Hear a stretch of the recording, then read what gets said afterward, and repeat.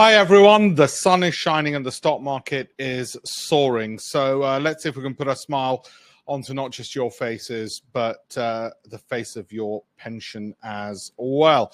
Welcome, everyone, to the weekly stock market update. You will want a comfortable chair. You will want your camera phone because you'll want to take some pictures during this. Whilst there will be a replay, some of the more proprietary slides will be removed. So do that. I'm going to try and answer your questions as we go on. Fantastic. Joseph, of course, Joseph from New York.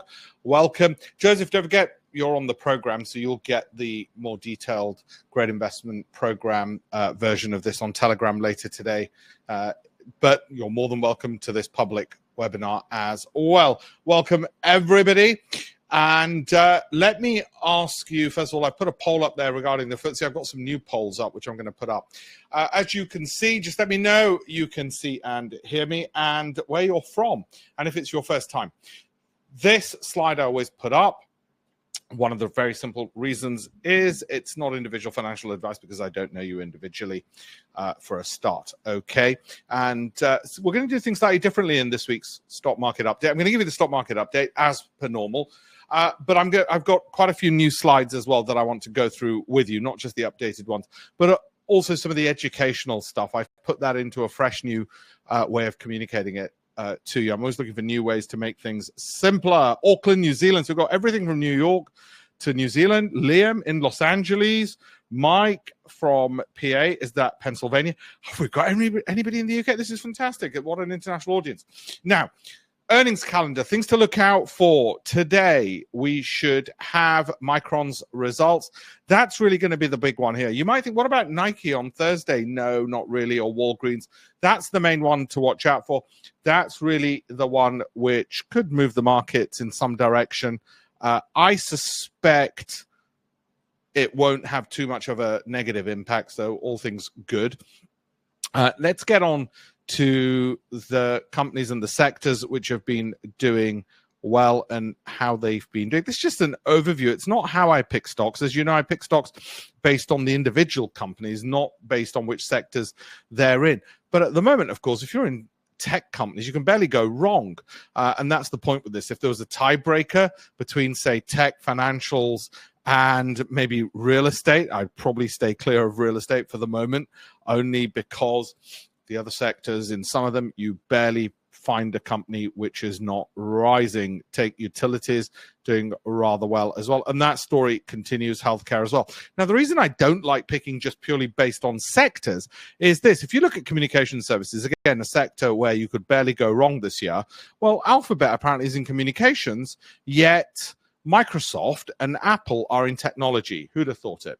So sometimes they're not named very well. We have got Plymouth, Aberdeen, Cambridgeshire. Yeah, all the Brits are showing up now. Dublin, beautiful island as well. Mike, welcome. No worries, no worries. Michael, why are you still at work? Look at this wonderful weather. Although having said that, I'm still working, so be it. Past week, how's it looked? Pretty attractive, actually. Continuing to look attractive. It's turning out to be a rather good year. I honestly was worried in January it'd turn out like 2022 because 2023 was so strong. Yet we've got another year which is doing well. What really stood out for me this past week was that at last the energy companies, which as you will know, because each week I show you the valuations, are some of the most undervalued, are now actually showing up and delivering results. It's only been a week. What's also interesting is how now some of the technology companies are sort of bifurcating, some going up, some going down. This is not the start of the fall for Apple or Nvidia, so don't worry. There has been obviously significant profit taking out of Broadcom and some out of Qualcomm. We're seeing some profit taking, but it seems like, as I'll show you later with the chart, they're more baby bears. I'm going to teach you this. Like I said, I want to give you not just what's happening in the markets, but I want to give you some education. I don't just want to throw you fish. I want to teach you to fish. And one of the ways in which I'm going to teach you to fish is I'm going to show you how I decide relatively quickly, well, actually, I don't need to worry about Apple's falls because it's a baby bear, not a daddy bear. And I'll explain those terms again, and they're incredibly useful. I got a wonderful email just before we started from somebody saying this was really useful. Okay. Oh, the FTSE poll, I'm going to close. 64% think it'll be higher than where it is now. Good. If you look at my Telegram channel, and if you're not on it, alpeshpatel.com/links. If you look at my Telegram channel, you will see that I put some interesting articles about that as well. Okay, so that's the FTSE. Let's reset that. Let's do this one. Okay, over here, Berkshire to be more Glyn, Sahil, Watford, Luton. Oh, Berkshire. I thought that was part of a question. Hi, Alpesh. What do you think of Berkshire Hathaway? First time, fantastic, Glyn. Welcome to you. One of the things, again, I want to mix education with everything else, is I just wanted to show this point, and this is really our ambition. How long does it take to double our money? I mean, that's a good thing to think about, isn't it?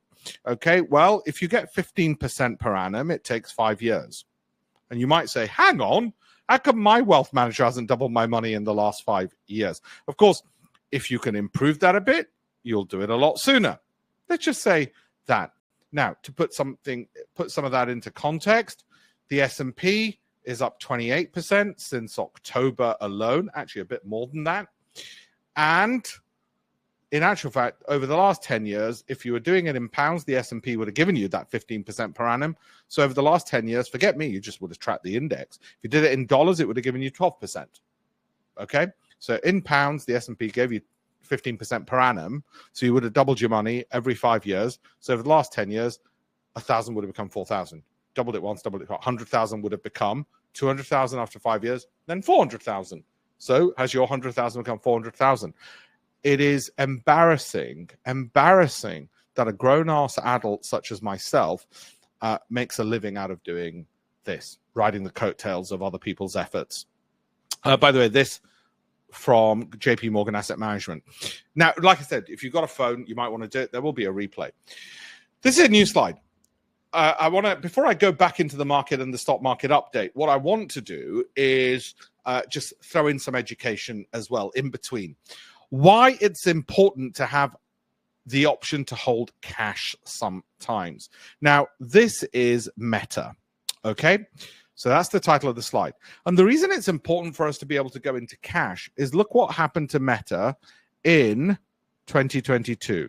Okay, so this period is 2022. January to December 2022 is that period. It dropped some 63%. I didn't know it was going to drop 63%, but it did. And by the way, in case you're wondering, well, how did we know to go into cash into this and many others, is they're all showing the same pattern, which is one of our exit rules, which is the monthly MACD was falling below from a height at a sharp gradient below its own moving average, which is that. Now, I can talk about that a little bit later on, okay? And these charts are all available for free anyway. And we can come to that bit later on. But it was happening not just in Meta, the S&P and everything else. I did not know it was going to drop that much. Otherwise, I would have gone to Ladbrokes like so many MPs and put a bet on it. I didn't know it was going to drop this much. Okay, what I did know is I wanted to hold cash in January and then February and then March and then April. I didn't know for 12 months what was going to happen. You just do it one step at a time. Okay, because we don't have a time machine. We don't have a crystal ball.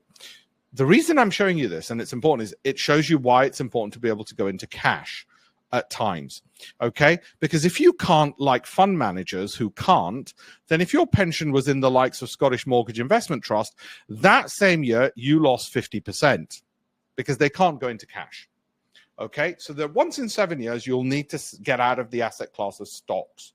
And that's from somebody whose business is, you can probably see my books behind me as well, has been not just asset management, but writing books for the Financial Times and Wiley and Macmillan about investing.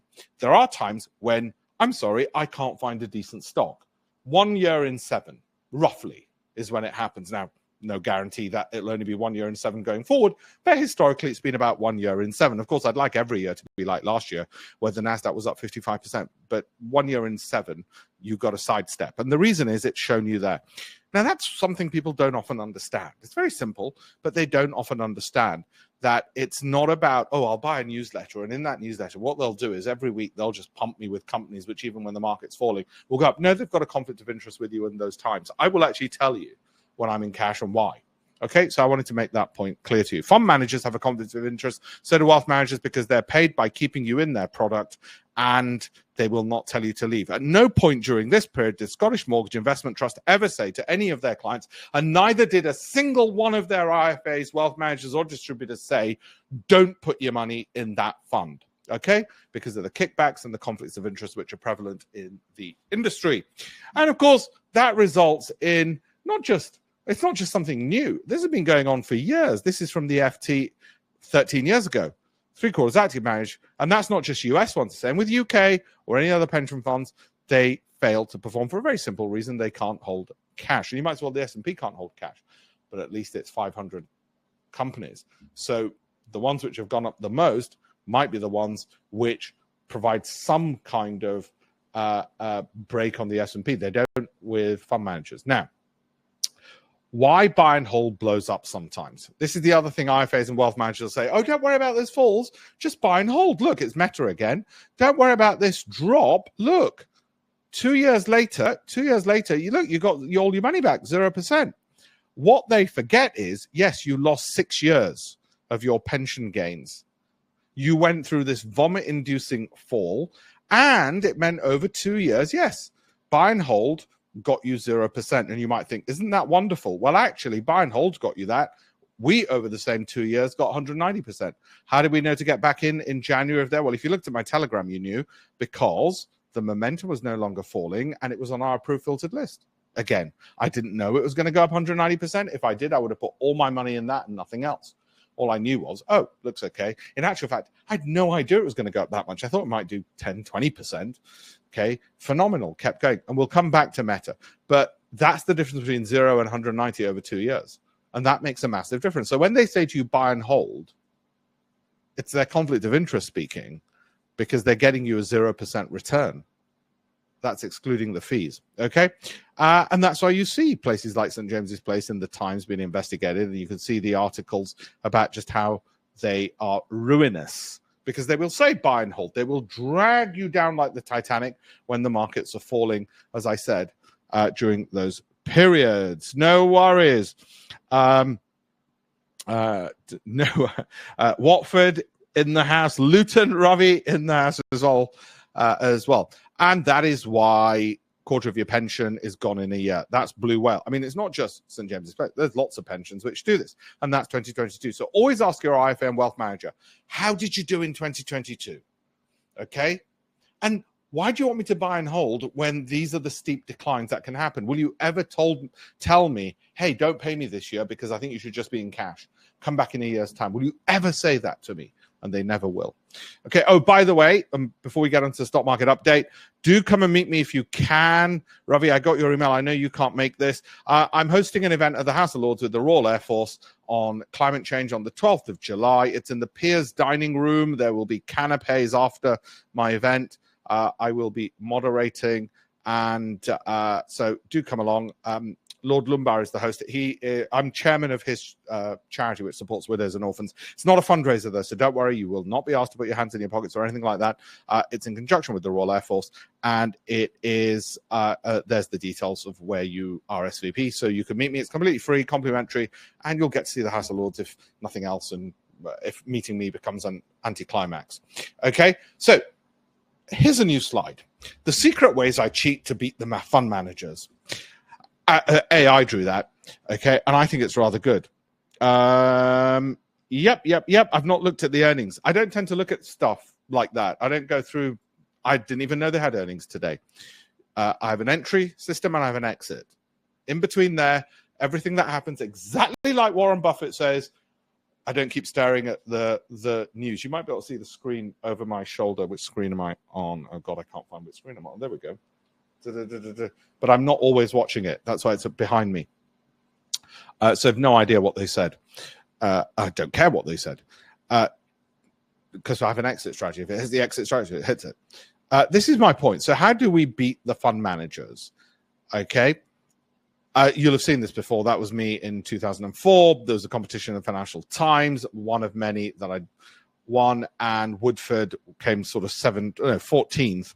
And yet, managed to raise £9.2 billion even subsequent to that, despite being rubbish, sticking to investment discipline. Yeah, right. Okay, so how do we do it? These are the ways. So I wrote down the ways. I thought for this webinar, let me write this down, and then we'll go through the individual stocks, okay? And these are the many ways in which I do it. First of all, this is how I cheat to beat the fund managers. I look for high Sortino stocks, i.e. stocks that have an average high return. There's a number. It's a statistical measure. Okay, they don't fall as far and they recover quickly. Well, if you think about it, that's what you want. Fund managers, first of all, will never speak to you. Secondly, the IFA will not even know what the Sortino is. It's a simple. Ask your wealth manager IFA, what's the Sortino? Ask them for the fund or any individual stocks. They won't have a bloody clue. Oh, well, it's really up to a fund manager. Fund manager won't even show that data. Say, okay, fine, get me the document for the fund. Won't have that information on it. It comes from the hedge fund industry. We use it in the hedge fund industry. It's very simple. Average return versus risk of missing it to the downside. That's all it is. You know, if I've got an average, I don't know, if I score 2 goals a game, obviously I don't play for England if I do that, but if I score 2 goals a game, and I always score 2 goals a game, I've got a really high Sortino. If I score 2 goals a game, but some games I get nothing, and other games I might get 10 goals, well, I haven't got a high Sortino because I'm pretty volatile.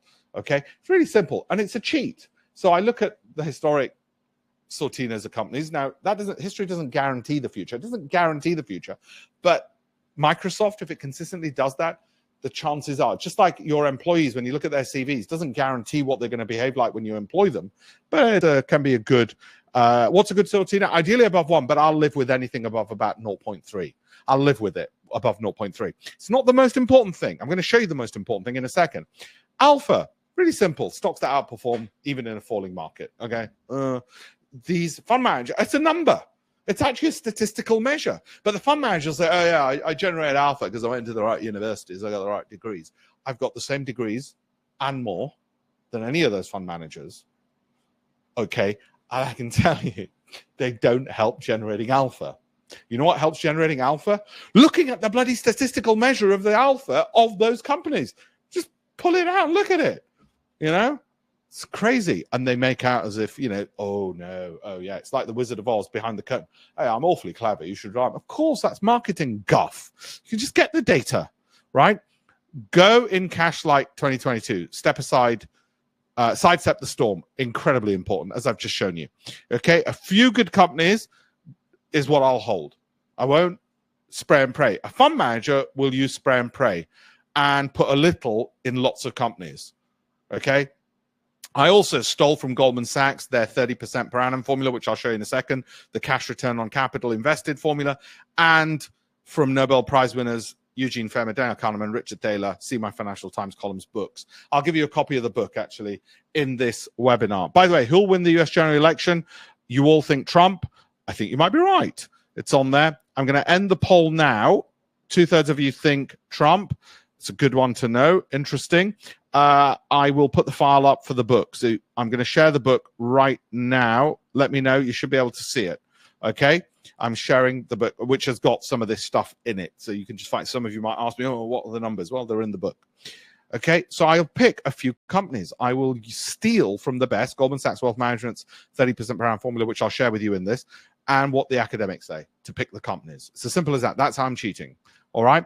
I never hold forever. Fund managers tend to buy and hold to reduce costs and see gains whittle away. That's their problem. The world changes too quickly to buy and hold forever, as I've already shown you. Here's the second slide of how I cheat to beat the fund managers. I exit if gains start declining. It's cheap for me to exit and for you because I'm not in a massive fund for which it'll be expensive to sell $1 billion worth of bloody stock. Simple rules on A, when to cash, i.e., is it a baby bear or daddy bear? And I'll show you that in this webinar as well. I ignore stories and narratives like, oh, what journalists are writing about a company. I follow the data instead, and I'll show you the data in a second. Fund managers are lured by marketable stories to sell you. I make sure it's bespoke to me, not a pooled vehicle where, what's the point of a fund? You join a fund, and tomorrow morning they sell a company which had been doing rather well because they think it's the right time to sell. So you've just joined into a pooled investment where they don't know who you are. It's not bespoke to you, and you just joined at the peak because it's not bespoke to you.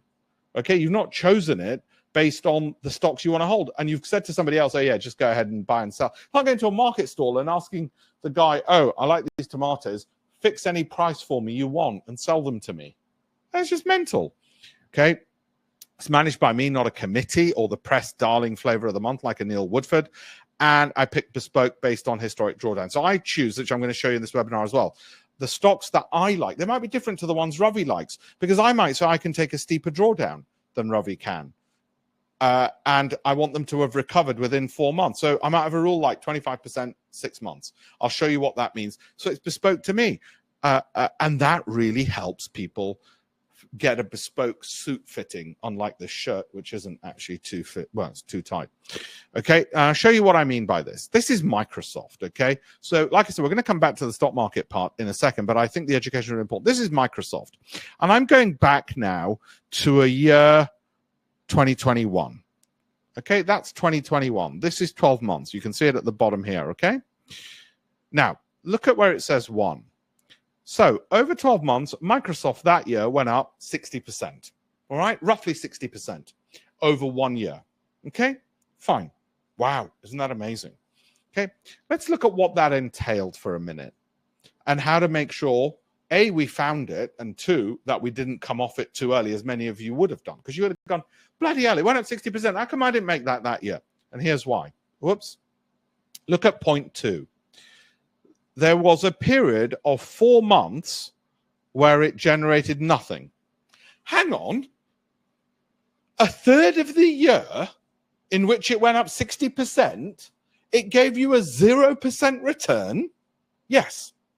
For 4 months, you sat around going, oh, this is bloody useless. And guess what would have happened in those 4 months? You would have gone, shit, I've got to sell this, I've got to sell this, I've got to sell this. Do you see why I don't keep looking at the and going, oh, what do I do? Now, how did we know not to do that? Well, I'll explain later, but that 0, any falls were just a baby bear, as you can see there. Well to be ignored, okay? Now, we can't guarantee we can see that every time, but certainly there was nothing to, oh, Alpesh, but if you're waiting for 4 months, surely you would have said, forget it, it's not going anywhere, Alpesh, I've got to leave. That was a 60% return year. No, we don't leave, because sometimes it's a hockey stick. Stocks don't go up in a straight line. Look at that. That's a hockey stick. Flat for ages, then went up. 4 months did absolutely nothing. Not only that, there were periods where for 2 months it fell. It dropped 10% over 2 months. Over 2 months. Down week, barely moved week, another down week. Oh, went up a little. Oh, no, back down. It dropped 8%. And you might say, that's nothing, Alpesh. Trust me, when you're sitting through it and it drops 8% and it's been 2 months, oh, this week it's gone down, this week it's gone down. Oh, bloody hell, Alpesh, it's been 2 months and I'm still down. And by the way, don't forget, not only over 2 months did it do that, but that meant you got no returns over that period either. Now that, as you know, is not an argument for either timing the market, because I'm not saying time it, I'm saying stay calm and don't time. Equally, it's not a buy and hold argument, because I already dealt with that earlier. It is making sure we've got a process that we don't need to panic. We're investing. We're not trading our investments. But equally, we're not saying buy and hold forever. So what were the clues that when that fell, we didn't need to worry? Well, very simple. Baby bear, ignore. And I'll come to baby bears in a second. And that's part of what we do. It's just really simple. Really is when you look at it.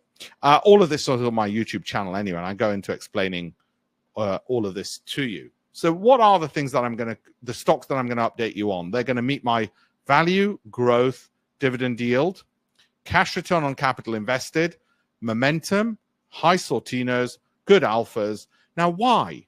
Well, I'll tell you what, let me flip that around, because people sometimes go, how does that work out for you? You tell me what I've missed. And somebody said, well, what about general broad market sentiment? You're absolutely right. That's why we're going to look at the charts as well in a second, because that gives us the sentiment of momentum. So tell me what I've missed. Well, you haven't spoken to the company directors of all 10,000 companies. You're right, but I take the Warren Buffett approach, which is, what's the point of talking to them? They're only going to tell me how wonderful they are. I'd rather look at their numbers. So what have I missed? Well, what you've missed is you haven't done supercomputer AI, quantum mechanical assessments on these. Yeah, you're right. You know, some fantasy thing. And we want all of those to be green. So let's look at some of this. Or put in the words of Jim Simons, the billionaire, probably the greatest fund manager in history, because his returns have been even bigger than Warren Buffett's. And it earned $100 billion in profits between 1988 and 2018, annualized return of 39% after fees. Okay, 39% per annum, annualized after fees. Okay, he passed away recently. I take this view. I have no opinion on any stocks. The computer has its opinions, and we slavishly follow them. I love that quote. I absolutely love it. The guy's smart. And the reason is it avoids all the BS about narratives and stories. If you think about it, Warren Buffett's the same. He says, if it meets our criteria, we'll invest. He doesn't say, well, yeah, I think, these things are going to be good. He looks at numbers. Now, like I've said, and this is what we're going to do when we go through the market update and the stocks in a second, I'm not going to worry if something is a baby bear like this, i.e. if it falls, look at 0.3. If it falls, but the monthly MACD is rising. If it's a mama bear like this, i.e. the MACD is falling as opposed to rising, then that's a mama bear, and you might worry and take a bit of money off the table. But if you're risk loving, you won't. If you're risk averse, you'll take some money off, maybe 30% you'll sell. If mama transitions into daddy, and mums can transition into daddy, not just in nature, but also in the stock market. If mama becomes daddy bear, then we go into cash, which is when the MACD is not only falling, but it crosses below its own moving average. Okay?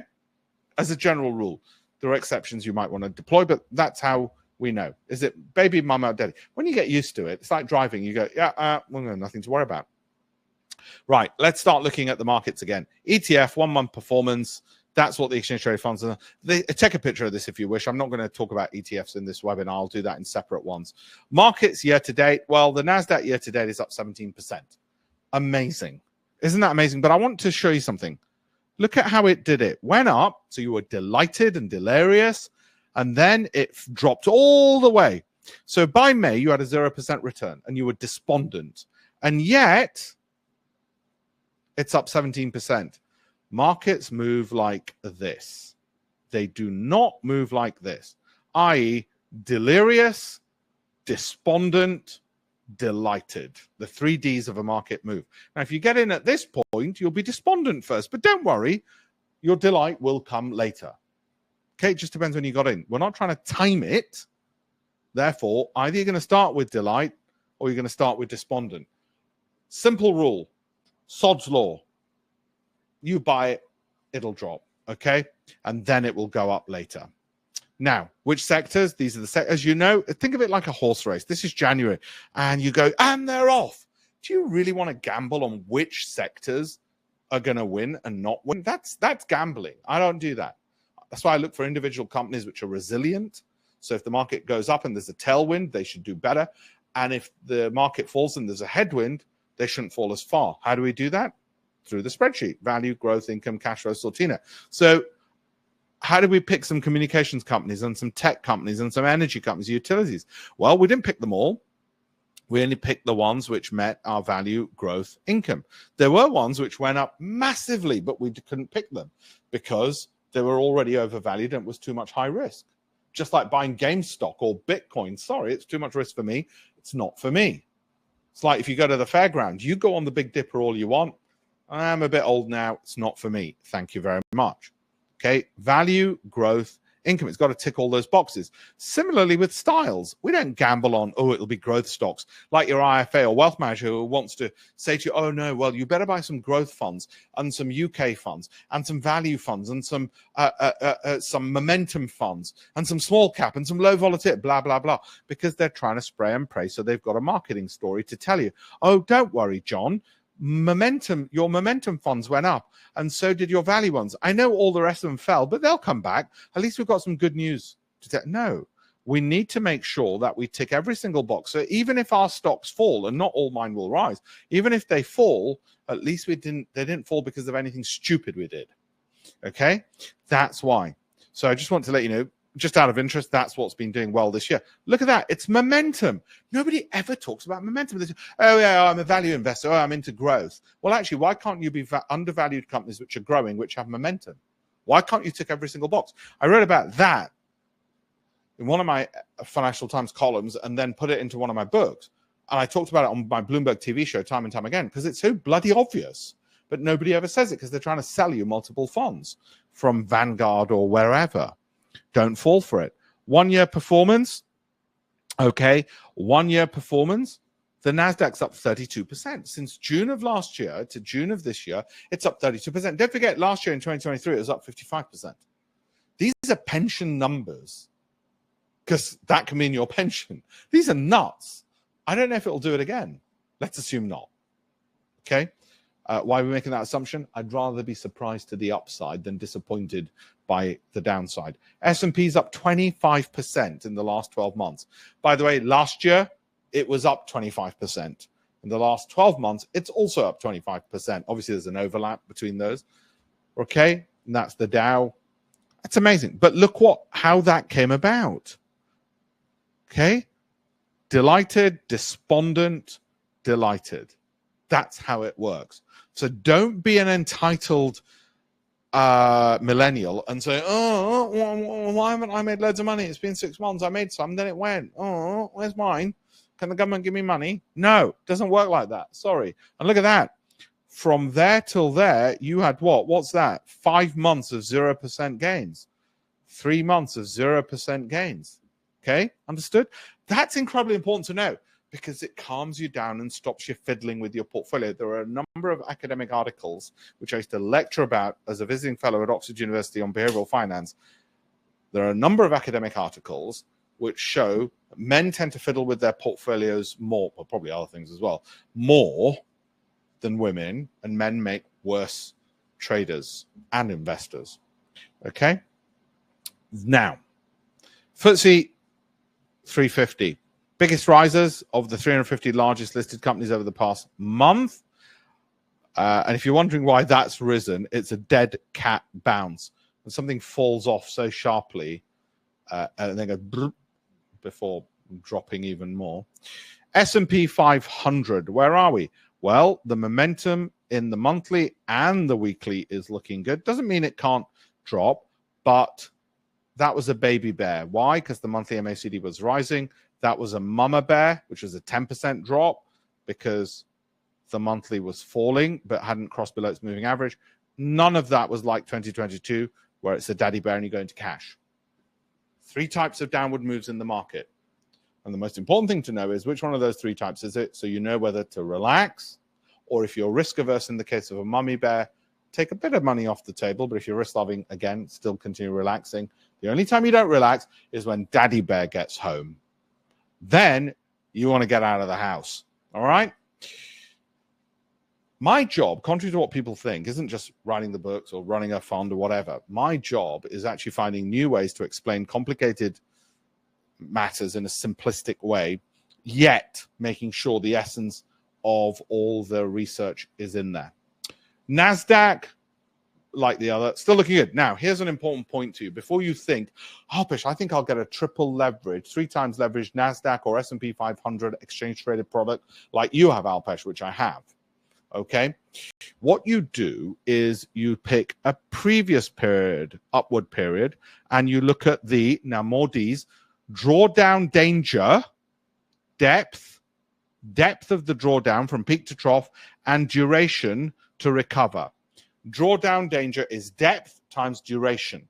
And you look at it and you say, well, can I handle that going forward? And what would it mean? Oh, shit, it'd mean I could lose 30% of my capital. Not for me. Thank you very much.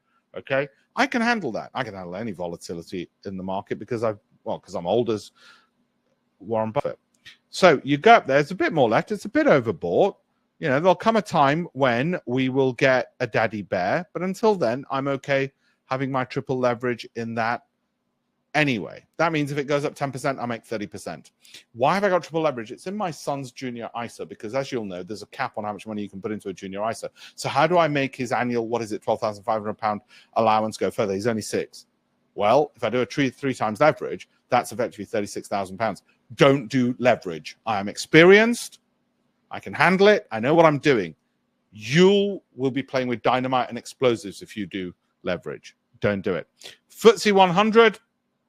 There we go. Looking positive. It's come off a little bit, but there's some positive articles about it. Oh, let's look at those polls. Now, let's do another poll. Bum, bum, bum.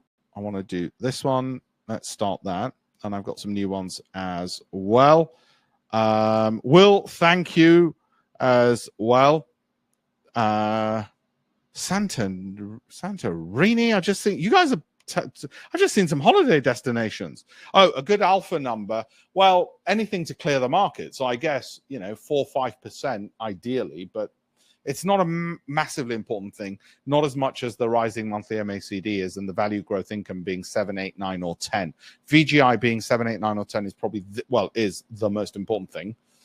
Alpha is slightly less important, and Sortino is actually slightly less important because they can be overwhelmed by the other factors. If earnings are poor, then your Alpha and your Sortino is not really going to be able to save you. They just tell you what it's like if things continue as they were in the past. You still need value growth and income. That's the most important number. Okay, and that needs to be 7, 8, 9, or 10. Now, top 10 S&P 500 stocks over the past month. So let's look at each one of these and see if any of them are good, basically, or have we missed the boat on them and whatever. And then let's look at some of the more popular companies as well. So Best Buy. So, oh, by the way, so just so you know, why am I looking at these? Because they were the biggest rises over the past month, all right? So Best Buy doesn't meet my value growth income, 7, 8, 9, so it can't be a company I'd want to buy right now, I'm afraid, okay, even though this looks fine. So not for me. NVIDIA, as you know, I already own. It's an 8, so it ticks that box, but it's overbought. So if I didn't already own it, I probably wouldn't buy it today. But given how important it is in the news, you might say, oh, I really want it. Well, if you do, remember my exit rule, one of my exit rules, if it drops X, sell Y. Okay, if it drops X, sell Y. And that might be if it drops 25%, I'll sell 100%, for instance. A good way to determine whether you can stomach it is just look at its historic upward rises. And no, I mean, I guess COVID's not a fair example because it dropped 40%, but then everything had bigger drops than we'd normally see. That's not an upward trend, so you wouldn't include that. But on the whole, as you can see, it doesn't tend to drop too much. So, you know, drops 25%, sell 100% might be a good rule, or if it sell half, if it drops 10%. Okay, so that's the rule. If it drops X, sell Y.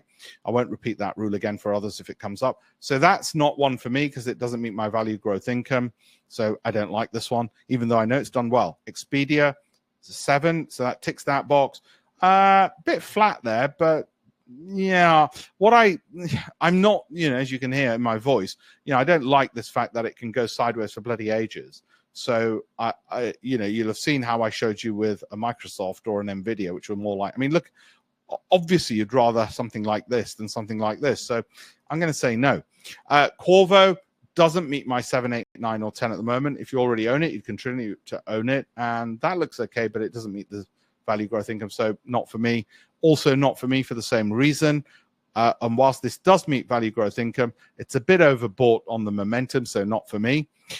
Norwegian Cruise Liners, 7, 8, or 9 missing, so not for me either, I'm afraid. Sorry. And Insulet doesn't meet those requirements. And whilst this looks okay, it's not for me. Have you noticed how much I'm saying no to? A bit like Warren Buffett saying no to loads. Now, this meets that, tends to be low volatility, moves up steadily and slowly, problem. And by the way, look at that. 11th of June, UBS said buy. Morgan Stanley said buy in June. JP Morgan said buy in June. That's just in June. JP Morgan, Morgan Stanley, and UBS said buy. It's value growth income 7, 8, 9, or 10. Nice smooth upward trend. It's a bit overbought. Sorry, I tend to stay clear. Alpesh, you fool. You're missing out. It could go up. Yeah, it could. I'd rather sleep easier because let's say it drops. And then I'm going to go, oh, you know what? It was overbought. It dropped. I want a situation where if something drops, it can't be for want of me not following my rules. Okay, regret aversion. But also because we know the rules are pretty good. Costco, great company. We will come to it in the future. I can always buy it in the future, but it misses value growth income and it's overbought. So a lot of these that are going up are worrying me. Now, Apple, I'll discuss on the Great Investments Program. You know my views on Apple and how much of it I own. You can see the data and the charts that I've put up for you. Amazon, similarly, you know my views from the program. You know what I've got with Microsoft and my views on that. Meta, you know that I don't happen to own because when I did the rebalancing in April, I sold a load. Probably should have just sold half, but I sold a load because what had happened since January is with all of these stocks that I've just met with Apple, Amazon, Alphabet, they've just gone through so much gains. And my wife and my son's ISAs had, well, my wife's SIP and my son's junior ISA had 2 times leverage in those. So, you know, you're making 400%, double leverage it. You've got 800. You had to rebalance. So Meta got the axe. The others I ease back on a bit, but you know what the situation with those is. Netflix, 8. Okay, fantastic. Run up. It's not one I own, as you know. It's one I covered since this period and made the point that I can't buy everything. And whilst it meets that, it's overbought, so it's not for me. If you already own it because you bought it when I started covering it or whenever, if it drops X, sell Y, as I explained, as an exit. Walmart, good there, but I'm afraid overbought. So if you already own it, you continue holding it until, if it drops X, sell Y. But what wonderful gains you've had. Another one where you've had a 50% gain this year.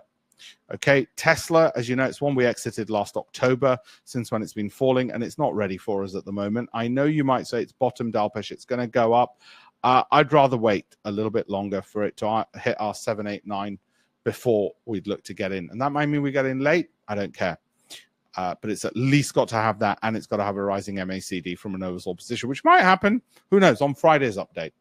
Eli Lilly, phenomenal. If you already own it, you continue holding it. I wouldn't buy it today only because I'm worried about the 7, 8, or 9 not being there and it's overbought. But if you already own it, you'd continue holding it until, if it drops X, sell Y. And it's one of those wonderfully, you can see this is a high Sortino company. And the reason you can see that is because its average returns are high and it barely ever falls to the downside. That's what a high Sortino looks like. It looks like this. So why would I need to read pharmaceutical papers if I can just look at the statistical data of what I see in front of me and I pull that data out? Wouldn't that be just so much easier? What am I using for value? The price earnings ratio and the PEG are pretty good, good variations of that. Discount cash flow is too volatile, so I wouldn't recommend using that unless you want to use it as a tiebreaker. But a PE, and by the way, that's because the research we've got shows there are certain variations of PE. There's multiple types of PE. There's trailing 12 months. There's forecast PE. There's absolute price earnings ratios. There's relative price earnings ratios. And what we found is having an absolute range helped more because the research shows it helps more, as long as that can be overridden by growth. So something might have a high PE and be expensive because it's growing. So you've got to look, you can't look at value in isolation. You've got to look at value and growth. Okay, and dividend yields and income, basically. And if growth is high and PE is too expensive, it's fine because growth is high. But if growth is low and PE is expensive, it's not good. Understood? So you're looking at both factors in tandem, and valuation is more important than growth, by the way. So you've got to weigh these factors: value, growth, income, and they're weighed. Value is twice as important as growth, is twice as important as income. Walt Disney, it's come off a bit, but that's a baby bear. Why is it a baby bear? Which can be ignored because the MACD is not falling. Simple as that. Okay, simple as that. Don't forget I'm on LinkedIn. Have a look at that link. We haven't finished. Have a look at that. So what are the biggest mistakes I've observed amongst investors, okay, that I want to go through? And I'm going to go through a couple of things as well. I just want to pull something up on the charts on another page. I want to go through some of this.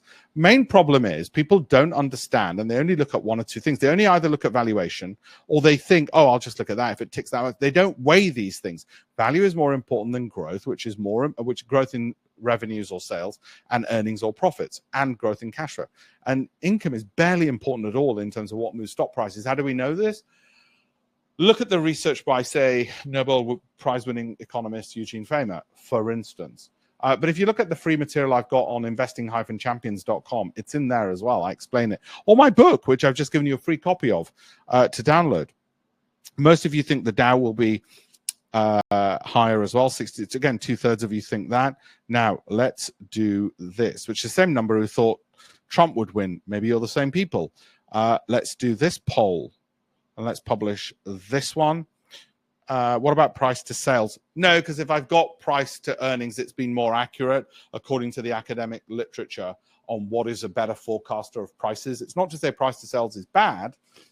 It's that price to earnings has been more accurate. Now, I don't know why it's more accurate. I don't care why it's more accurate. What I care about is that it has been, and therefore we go with that.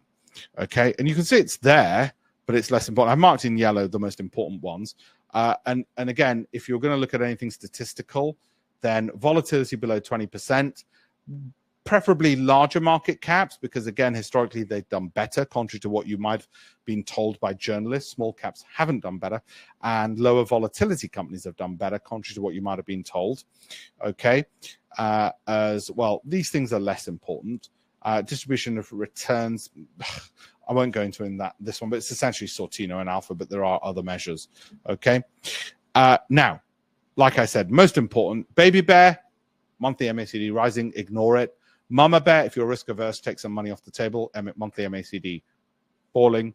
And Daddy Bear, it's that position, get the hell out once in 7 years. That'll happen. That'll relax you. That and smelling salts and a dose of Valium will relax you tremendously.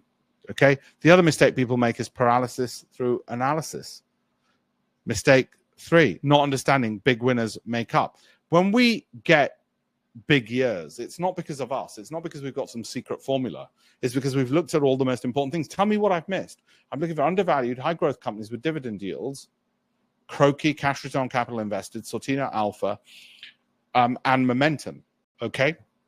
Now, we get the same disparity of returns as a Warren Buffett or anybody else. In other words, not all our stocks will be winning. Some big winners will be the outliers. If we knew, and think about it, if we knew which ones were going to be the outliers, we'd only pick one company each year. We would have, for instance, all the way back in 2020, I've only picked, well, Ravi, you're on here, you picked Crocs. I didn't even, it was in my list. I didn't pick it because off my list, I can't buy everything. And I didn't happen to pick that. Ravi did, funnily enough. So my student beat me that year. And I didn't pick it because I thought they make ugly shoes. But it was on our list. I can't buy everything on the list. So when I did a tie break, I thought, oh, I won't go for the ugly shoe one because I had to do some kind of tie break. I could have picked the names out of a hat for the tie break. Anyway, these outliers make up for those that don't shoot up. So what we're essentially looking for in any year is one or two stocks to be up here. The vast majority will probably end up here. And any that are here have a stop loss so they can't go beyond too low. To the upside, they can be unlimited to the upside. To the downside, there's a cap. And out of all the due diligence, you get some big winners. I wish every single one was a winner. Not what I do. If you think that's what I do, please leave now. Not every single one gets the same performance. If you think that's what I do, please leave now. Some will go down. If you think I can't pick stocks which go down, please leave now. If you think, what else? Well, that's it. See, people wrongly think that somebody who knows about investing must pick winners all the time, a majority of winners, and everything performs pretty much the same. And even in a down market, they can pick up wins. No, there was a massive tailwind. That's why we got those. Oh, and by the way, if you think I know what those companies do other than Crocs, well, I do know what Generac does now, but only because I looked at it afterwards. When we purchased the ones that we did out of there, then you're wrong. We look at data, not the narrative. So I didn't even look at their website to see that Generac makes genies, generators. Didn't know that. Didn't care. Look at the data. I don't want the narrative to sway me. Imagine they put on their website, oh yeah, we make generators. And we've got a partnership with a new AI company. Bullshit. But they're going to write that. Oh, wow. AI. Oh, I'll go into that. What? Off the back of marketing blurb on a website? No, thank you. Okay. So, no. It's not the way I do things. And winning competition in the FT has suggested that the way I do things isn't too bad. Not having an exit plan, that's a worry. 12 months and then we reevaluate. If it drops 25% from the high point, you can sell. It's more subtle than that. It was on the approved. No, that's what I mean. It was on the approved list, Ravi. That's why you got it. Analyst targets aren't relevant. Analysts, there's academic literature to show. I've written about it in my FT columns as well and in the book that I've sent you. Like time and again, analysts believe time and again that things are going to go up. Guess what? They've got a conflict of interest. Guess what market they're in? They're not in the market of get out of the market. They're in the, yeah, you should buy that stock, you should buy that, you should buy that. There's a shed load of conflict of interest. And that's why there was the, what was it called? The Orbain-Saxley rule, something like that, after 2008. The conflict of interest in financial world, if you don't know, it's rife with corruption and conflicts. That's why they've got the Ferraris and you don't. Okay, they know what they're doing in terms of taking money off you. They don't know what they're doing in terms of giving it to you. Maybe they are in a way. Mistake 5. That's not Neil Woodford, but he is a fund manager. That's what he does in the evenings. Okay, I can't remember whether he's a fund manager or an IFA. He's one of those two. He's looking at too few stocks.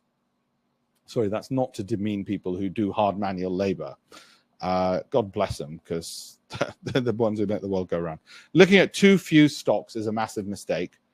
I.e., not having too few. That's not what I'm saying. What they do is they say, oh, we've only got a UK fund, we've only got a US fund, we've only got a whatever fund. Somebody mentioned Levi's earlier. Sorry, you mentioned Levi's. Like I said, I haven't looked at what their earnings say. Levi's, as you know, is one that I continue holding, and we've not had an exit on it. Levi's was on my list because nice MACD and value growth income cash flow. Now, 24th of June, Stifel Investment Bank said buy. Don't know who they are. Who else is big? 8th of April, JP Morgan said it. Morgan said, I couldn't care less. Couldn't care less. I've often been on TV and people have said, hey, Goldman Sachs said so. I said, well, they're wrong. And I'm right on this, or whatever it is. Okay. Now, this is the important thing you need to know. The drawdowns in an upward move to see if the stock's suitable for you is you look at that and you say, 15%. Yeah, I can tolerate that. By the way, if you can't tolerate a stock dropping 15% from peak to trough, you've no business being in the market, because Microsoft is probably the safest company I can think of, and it does that. Equally, if you can't tolerate a stock dropping more than 25%, that's fine. Don't pick ones which in upward trends have dropped that much, peak to trough. Don't do it. Don't do it on the basis of, oh, Alpesh likes it, so I'm sure it'll be okay. No. You and I, on a roller coaster, I can take bigger dips than you can. That doesn't mean you should get on just because you'll get off safely with me at the end. No, because the ride will make you vomit. So don't do it. Simple. There's enough fish in the sea, stocks in the market, all right? Paying more than you realize to fund managers. That's a major mistake. You're paying 10%. This is from a fund management document. It was on page 37. Ask for those documents. If you're in a workplace pension or anywhere else, ask them for the documents of the funds and the stocks they're in, and then look on page 37. It's usually page 37, and it'll say, if you cash in after 5 years, recommended holding period. You know why? Because they've got children they've got to put through private school, and VAT is going to be added to private school fees. So you're going to see these fees go up now. The costs for funds and fund managers is going to go up. And you know why? It's not going to happen in Labour's first term. It's going to happen in their first year. It's going to happen in their second year, because they've got too much in the legislative calendar to do it in the first year, and it's too complicated. It's going to happen in the second year, okay? When the VAT gets added. I think there's a chance they'll back out of it. But anyway, so the fund managers are going to need more money. And so they're going to make this even higher fees, all right? Because those school fees are going to go up. I can tell you, I'm a governor at a private school. Fees are going to go up, right? And that means fund managers are going to come to you. I mean, who the hell do you think is paying for their children to go through private school? You are, okay? And this is how. That's £1,000 over 5 years. Well, that's 10%. You're paying 10% in fees, just so you know. People don't realize that. And what are they promising you? That. And that's a moderate scenario. That's a moderate scenario. I get 4.9% on instant access in my bank account. Okay, this is typical and good of the emails I get, just so you know. My own, so please let this be a warning to you, and please check this information now. My own pension, private, legal in general, this was provided by my employer. The information was shocking. 20% growth between 2012 and 2022. Not annually, in total over 10 years, as you can imagine. Now, remember what I said at the beginning, 15% per annum, which is what the S&P did, gives you doubling your money twice, i.e. a fourfold return. I'm afraid that's not just the British disease, though it's more of a British disease, because most British pensions invest in British companies, and British companies, as you will know, we don't create Nvidias and Microsofts and Apples and Amazons, so we don't tend to do as well as the NASDAQ. Well, we don't. Never mind tend. We never do as well as the NASDAQ, other than maybe for a wet afternoon on a Wednesday in August. Okay? Which is why my first column in the Financial Times in 1999, when I started writing my Diary of an Internet Trader, my weekly column in the FT, the very first sentence in the very first column was, I'm selling all my UK holdings and only buying US ones. That was 1999. How's that worked out for you, Alpesh? Right. So it's 40%. Let's go crazy.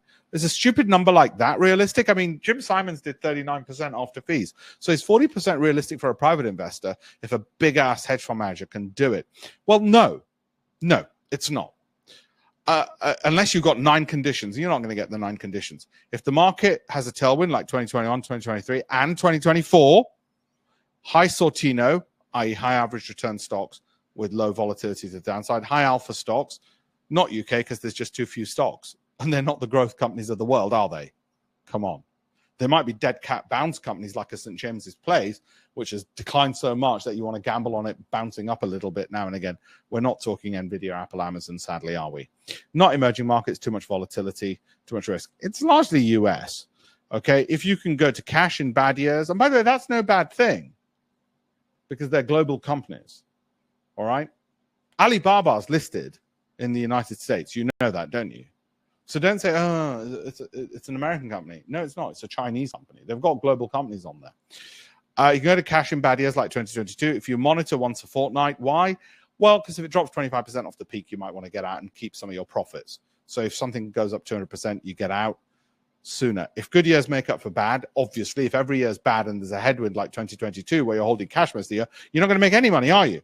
Croaky, cash return capital invested, that's Goldman Sachs Wealth Management's quantum division's sort of secret weapon. I'll show you the slides on that in a second, which I stole and copied. So you want high croaky stocks. If hold 12 months, then reevaluate. If you sell anything which drops 25% from the high. Those are the things. That's why in a year like 2023, assume it'll never happen again. And we'll never do this again. Where the S&P was up 25%, the NASDAQ was up 55%. Yeah, we blew the bloody doors off. But that's only because it was a spectacular year. I didn't do it. The market did it. I didn't do it. These companies did it. And they even included bad ones, which, oh, Alpesh, how come you went into Tapestry? It was down in that year. I know. Because some go up, some go down. What does Quanex do? I still don't bloody know what Quanex does. What does Terex do? Still don't know what it does. Oh, yeah, but Alpesh, if you exclude all the good ones, then it didn't do as well. Yeah, if you exclude good ones, then your performance isn't as good. This doesn't matter how the year ends up. At the end of the year, you want all of that to have very few greens because you want like a fruit to be over-ripened, overvalued company, which is just ripe for exiting. And if it's not, then you continue holding as we did here into the next year, because look at that. Nvidia, by the end of the year, nice. Still ticking the box. Or if it's on the approved filtered list. One of my quality 5, the 2 M's and the 3 A's, Alphabet, Amazon, Apple, or Microsoft Meta, as a general rule. Now, Sterling, Tesla, Amazon, ServiceNow are in there. MedPace. I didn't know they were going to deliver good returns like that. Actually, and here's an important thing. I actually thought 2023 was going to be a down year like 2022. But what I think doesn't matter, as Jim Simons said, it's what the computer said. And I didn't think when we got into these, they were going to go up as much as they did. Because if I did think that, I would have gone to Ladbrokes. Like a Tory MP, I would have gone, right, how do I make money out of this? Where do I get the most leverage? At the bookies. That's where I get the most leverage. I don't even get it in the market as much as I could from the bookies. Let's say you plan to invest over 10 years and you can beat the S&P by just a tiny bit. That's 15% per annum. You get 20.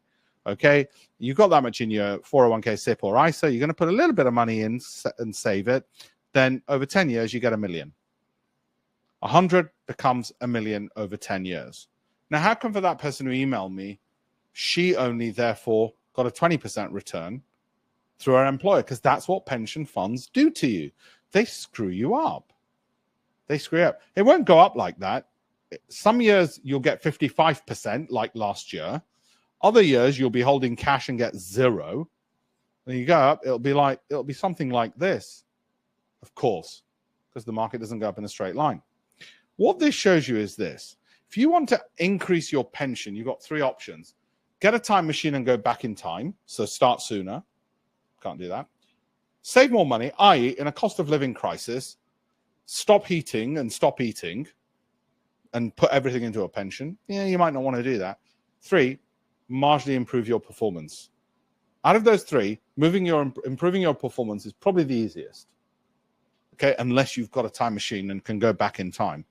Okay, and like I said, you can be better than those overpaid fund managers like that Muppet, as I've shown, because they've got significant weaknesses, one of which is they've got to hold cash. And they've got a ton of conflicts of interest they don't tell you about, which he didn't tell you about. On the whole, I want to have about 15 to 20 stocks, though some of my students, if they've got more money or they're risk averse, they'll have 40. After 40, it doesn't make sense. The only way to remove market risk, like in 2022 when you want to remove market risk, is not to be in the market, i.e. hold cash. And those 1 in 7 years, you'll do that. Okay. And I've given you the other book. Not that one. So most of you think Labour will win. You know what they say? Private investors are usually wrong about most things. No, I think you're probably right, aren't you? So I've shared that one. I've got another one for you that I want to share. Oh, here we go. This is a good poll. Right. Question on growth. Should you measure on sales or earnings per share? I look on year-on-year revenue and profit growth. So in a way, I measure on sales, revenue and profits. Not so much profits per share, but earnings. And you might say, well, wait a minute. What if there was a dilutative action? Shouldn't you look at earnings per share growth? Fine. You're close enough. It's not a science. So that's fine. At least you've looked at growth related to profits. If you didn't look at it at all, I'd have a problem. So so your measure's fine. Do you see what I mean? It's fine. It's a bit like saying, Alpesh, I'm on a diet. Should I eat cabbage or broccoli? Well, broccoli marginally better. It's fine with either. It's not like you're saying, should I have chips or broccoli? In which case it's clear cut. Okay. The book that I've just given you to download is that one. I think in future I'll give you these in due course as well to download if you'd like them. This is that Goldman Sachs thing. This is the 30% per annum. Like most companies, they have an R&D division. Goldman Sachs Research. This is how they pick stocks. It's Goldman Sachs Wealth Management this is from. This is how they pick stocks for their wealthiest clients. If you've got 50 million, they'll do this for you. If you haven't got 50 million, let me tell you. You want companies with high cash flow on the capital that they invest. Now, there's a whole bunch of reasons. What you need to know is companies in the top quartile generate 30% per annum. Not every company every year, not every basket every year. Like 2008, no, nobody did. Okay? That's the average. That's why I need to tick that box. It's not going to guarantee me I'm going to get 30%. Some years you'll overshoot, some years you'll undershoot. Whatever that is, I need to tick that bloody box because it's in my head now. It's a bit like astrology. Whether you believe in it or not, and whether you believe the data or not, it's in your head now, and you think, oh, shit, I'm going to have to tick that croaky box. Now, there is actually reasons why this would work, but it's a theory. It's a hypothesis, which has been tested by data. It doesn't mean it's bound to happen. I'll give you an example. You know gravity is just a hypothesis, don't you? It's just a theory that the next time I drop this, it'll fall. There is no proof or guarantee it will happen again. Ask a physicist, and they'll tell you why. It's a theory. It's a proven theory. You can do it a million times, but apparently it's a theory. My mind was blown as well. So similarly, the data can correlate, but it doesn't necessarily mean it'll happen next time. Now, you might say you're insane. There is no chance it won't happen again. But what I think they mean, the scientists mean, is we can't see in the future. We can't guarantee it's going to happen next time around. But anyway, that's where we are with that, and that's really important. This is a typical mess of a portfolio a client sends me when they first join me. And they've got too many funds, as you can see there, too few stocks in one market. I mean, I'm just telling you some of the major problems that they've got. Piss poor performance, okay, massive gaps in what would be considered quality companies. So they've got really bad companies, restricted in really bad performing exchanges, too much spray and pray all over the shop, and massive underperformance as a result. That's the mess. It's my job to help clear up. Big fan, but look at this. Brilliant Dolphin, stock spread over 1,000 different companies, scattergun. When you ask these companies and these wealth managers, which funds have you put me in and how many stocks do those funds own? Oh, don't worry, Alpesh. They've put it in 15 different funds. You've got 1,000 underlying companies. Oh, so you're so good, you're too scared to pick 10 to 15 to 20 companies. I know we picked them, but we just added another 1,000 just to make sure, to give you a bank account return. That's the problem. Let me show you something. What my ambitions are. There's a company I want to get venture capital funding for and float eventually, and replace St. James's Place. Who the heck? I think that's my son playing around outside. Yeah, it is. I get a notification even in the office when he's out. Naughty boy. That's the holy grail, I guess. Now you got to create your own, but please remember to weigh things. Now here is the biggest weightings. You've got to include value, growth, income. Value is twice as important as growth, is twice as important as income, and rising monthly MACD. Those are probably the two most important. Sortinos, alphas, croquis are important, but slightly less so if you're going to be doing it rough and ready. These are people who've worked for me. It just so happens they were women. I didn't do the hiring. I'm not sexist against men. I'm not, I don't know what's the opposite of misogynist, people who hate men. It's not that. It's just that they were the best qualified. And I'm really proud to say the whole point of what I've taught you is it can be taught to anyone. I'll give you an example. So Naomi joined me at the age of 21, straight out of university, worked for me for 2 years as my assistant, and then went to Newton to manage billions. Okay? She was an English literature graduate. Kirsty was also an English graduate, joined me straight out of university, also at the age of about 21. They're a lot cheaper when they're 21, 22. Worked for me also for 2 years and is now a pension solicitor. Not only this, but anything can be taught to anyone. Kanira worked for us on the private equity side when we launched the private equity fund, and she was on the venture capital and private equity side, and she still is in that sector. Susan, my assistant for I think about 9 months to a year, and is now global head of communications at Wells Fargo. You can learn finance even if your background isn't finance, even if your background is English. Okay, just to make that point. None of those except, well, no, Kanira had an engineering degree from Imperial, so she's an outlier. But the others didn't have anything mathematical at all. This stuff is easy in the sense that it's easy to drive a car. I'm your driving instructor. Now, if you ask me, can you dismantle a car and re-put it together? And what does a carburetor alternator do, for instance? How do you get oil out of the sump? Okay. And how do you do an oil filter change? Wouldn't have a bloody clue. Okay. And you don't need to know those things in order to drive the car. And that's the point. And so, we get a lot of people asking about hand holding. By the way, let's look at some of these questions. Okay. Let's look at some of these questions. These are the problems people have said with their IFAs. And number one, lack of transparency. Yeah. What I think is important, I'm going to show you something on the screen. There we go. I click a button and an Excel spreadsheet should pop up on one of my windows in just a second. Okay, and I'm going to share it with you when it does. Here it is. Okay, let me just pull the right bit up.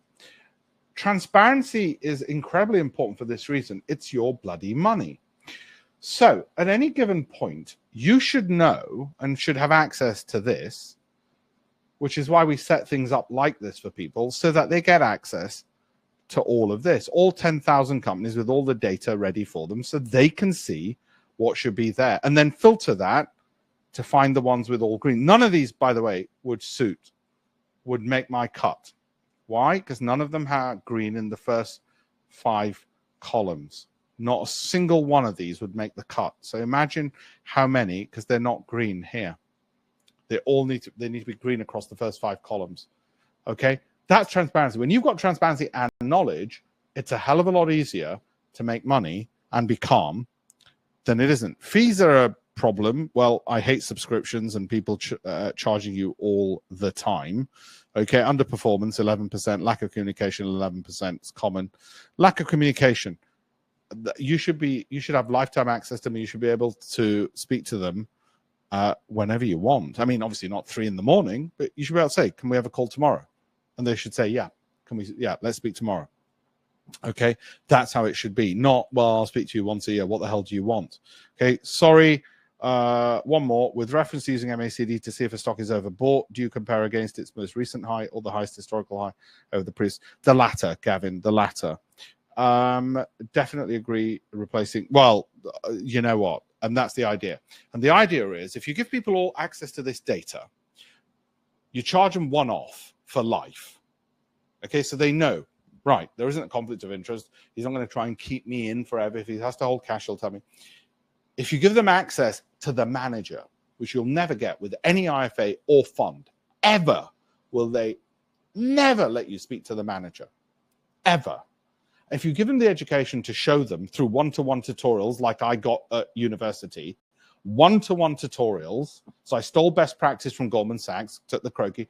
From Oxford University, I stole the one-to-one tutorial idea. Okay, if you give them that, guess what? You're giving them every single thing that they want. That, and you're ticking every box. That's the goal. Then you get the word out.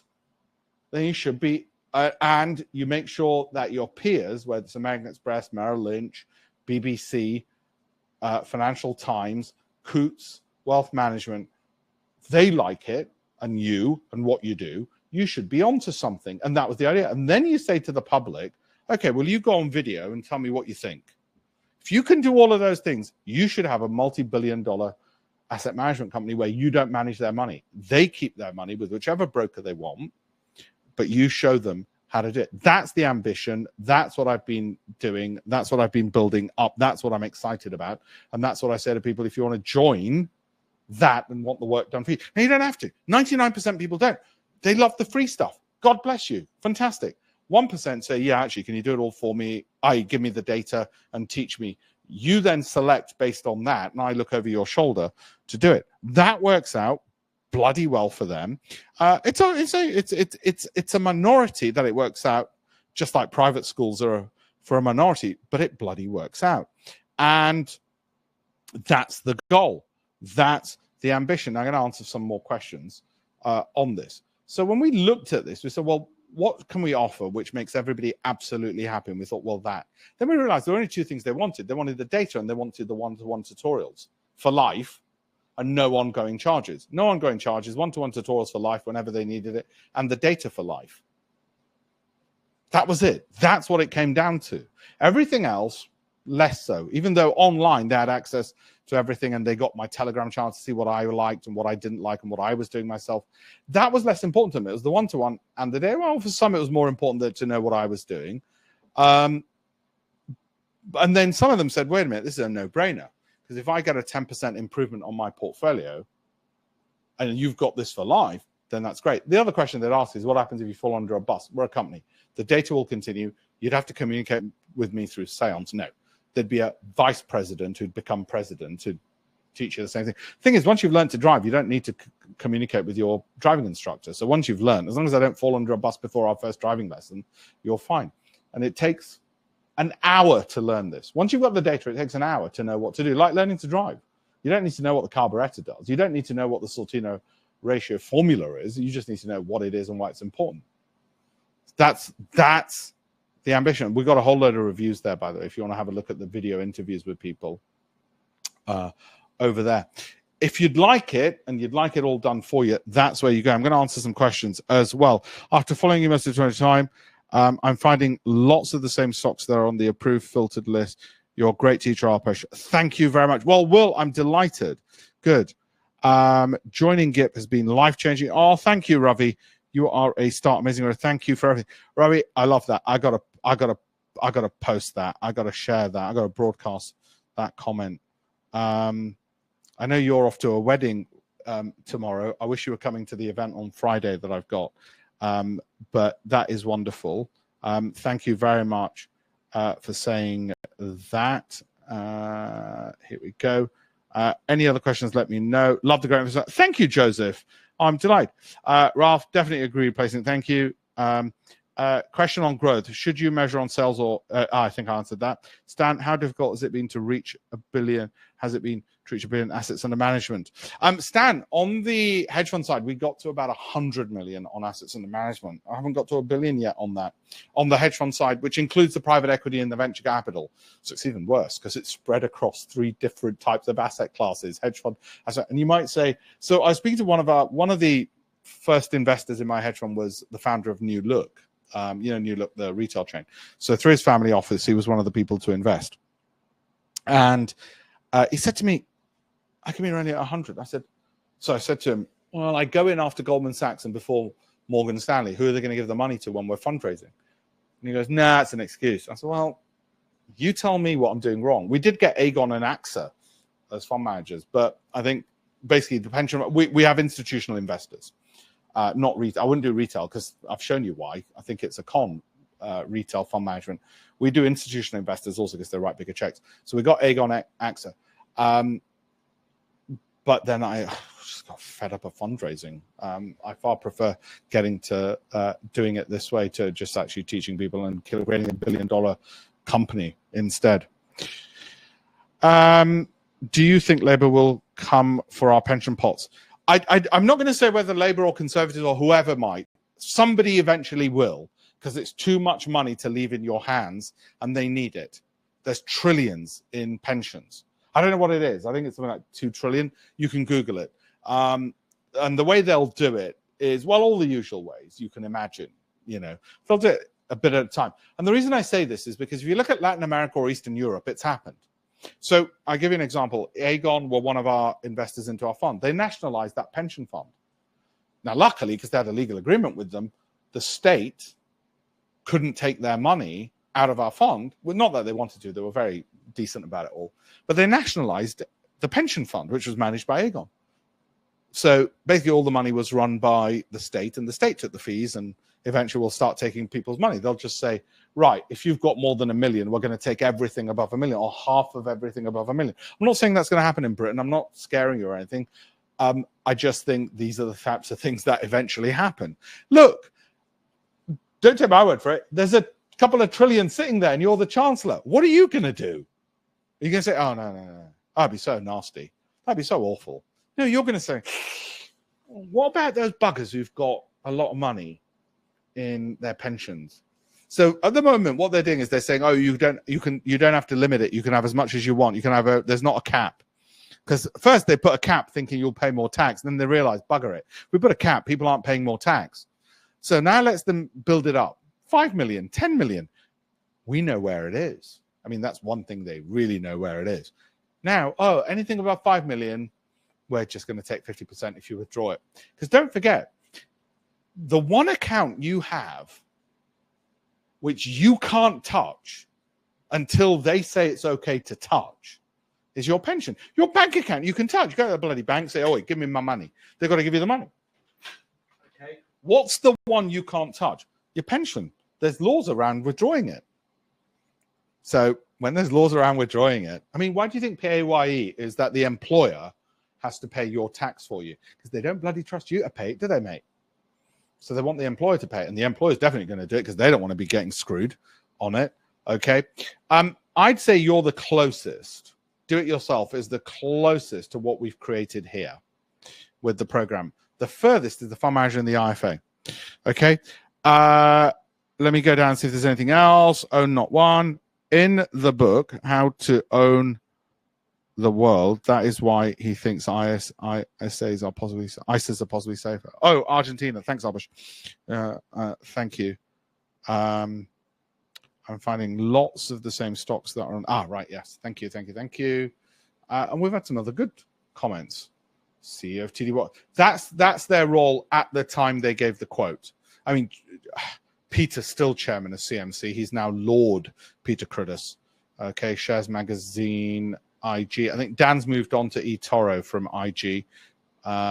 So anyway, once we got all of that, have a look at my campaign for $1 million. It's a free campaign to teach 1 million people how to add an extra $1 million into their portfolios over their lifetimes.